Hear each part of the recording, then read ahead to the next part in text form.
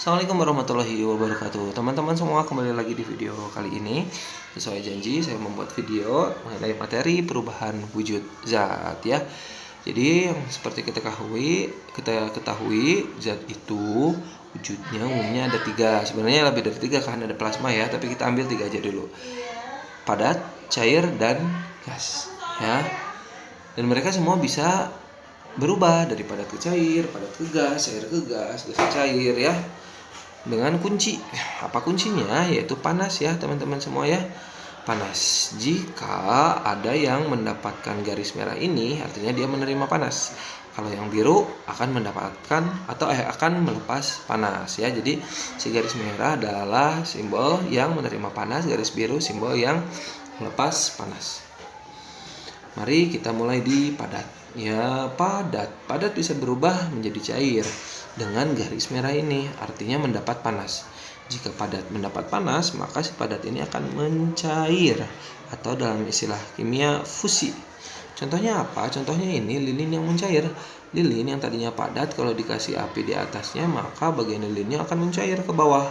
Ya, akan mencair ke bawah atau berfusi, meskipun ya mereka akan segera kembali padat ya teman-teman semua ya.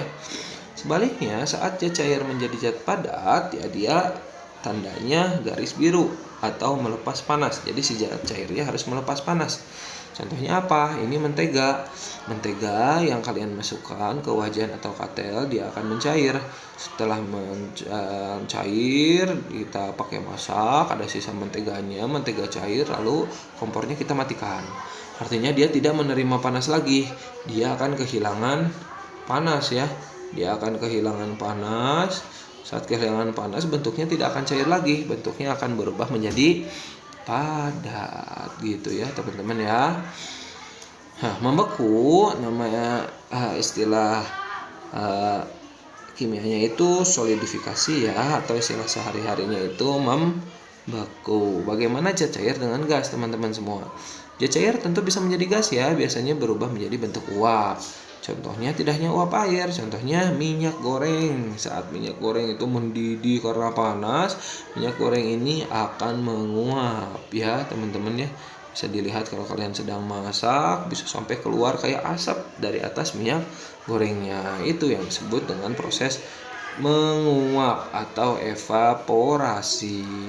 Sebaliknya, kalau gas itu berubah menjadi cair, nama prosesnya itu mengembun atau kondensasi. Contohnya apa teman-teman semua? Proses mengembun atau kondensasi terjadi di mana?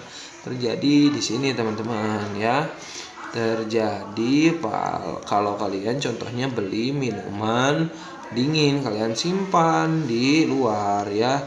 Nah, minuman dingin ini suhunya sangat rendah, sementara uap air itu di luar dia suhunya lebih panas. Maka panas dari uap air dia akan diserap, panas dari uap air diserap oleh minuman yang suhunya dingin. Saat uap air panasnya itu diserap, dia akan berubah menjadi apa teman-teman semua? Berubah menjadi air atau kita sebut dengan mengembun. Ya, jadi mengembun itu adalah uap air yang kehilangan panas, teman-teman ya. Jadi bukan air dari dalam botol keluar, bukan ya, tapi itu uap air di sekitar botol yang kehilangan panas berubah menjadi embun atau air. Nah, bagaimana kalau zat padat bisa langsung jadi gas? Gak bisa, namanya apa? Menyublim atau sublimasi. Contohnya apa sih teman-teman? Contohnya kamper ya. Kamper yang disimpan di dalam lemari, contoh dia akan berubah menjadi gas. Dia akan hilang berkurang karena berubah menjadi gas. Tapi tidak basah dulu karena tidak berubah menjadi zat cair dulu. Dia tadinya padat, dia akan berubah langsung jadi gas. Namanya apa? Menyublim. Sementara sebaliknya, dari gas menjadi zat padat kita sebut dengan deposisi. Contohnya apa? Contohnya awan yang merupakan uap air yang ada di langit ya, di atmosfer. Dia umumnya jika dingin, yang terjadi adalah mengembun atau kondensasi. Tapi kalau suhunya sangat dingin, dia dari uap langsung berubah menjadi es, langsung berubah menjadi padat yang akan turun sebagai hujan es ya. Karena perubahan wujud itu erat kaitannya dengan suhu, ada dua suhu yang sangat terkenal dalam perubahan zat.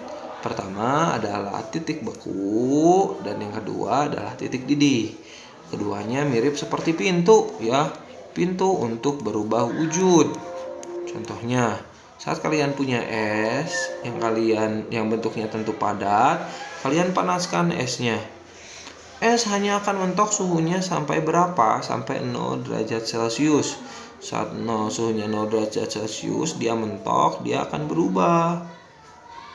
Ya, suhunya nggak akan naik lagi, tapi panas yang dikasih akan dipakai untuk merubah diri dari zat padat menjadi zat cair.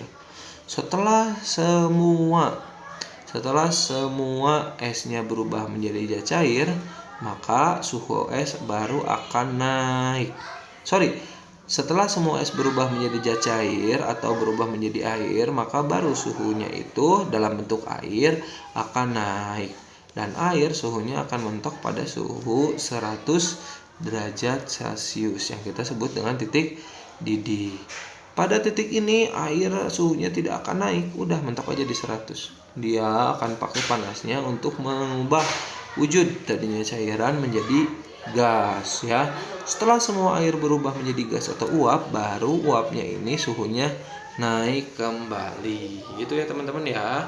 Jadi ada titik didih air 100 derajat yang dipakai air untuk berubah menjadi gas, atau sebaliknya yang dipakai untuk gas berubah menjadi zat cair, dan juga titik beku 0 derajat yang dipakai untuk es atau padat berubah menjadi zat cair, atau sebaliknya ya, dari air kita dinginkan, kalau pengen es balok ya suhunya berarti harus di bawah 0 derajat gitu ya, biar melewati gerbang ini.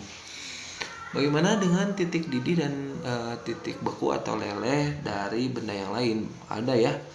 Ini air 0, 100, lilin 60, 400 ya. Jadi sebelum 60 dia itu padat. Setelah 60 dia cair, berarti kalau ada lilin mencair suhunya di atas 60. Besi dan aluminium meskipun sama-sama logam, tapi dia memiliki titik leleh atau titik beku yang berbeda ya. Jadi besi itu baru akan mencair jika sudah melewati suhu 1500. Tapi aluminium, wah dia lebih cepat. Dia suhu 660 juga dia berubah langsung jadi cair. Jadi butuh lebih banyak energi yang diperlukan untuk mengubah besi menjadi cairan daripada aluminium. Itu saja teman-teman semua. Terima kasih untuk perhatiannya. Billahi fisabilillah. Wassalamualaikum warahmatullahi wabarakatuh.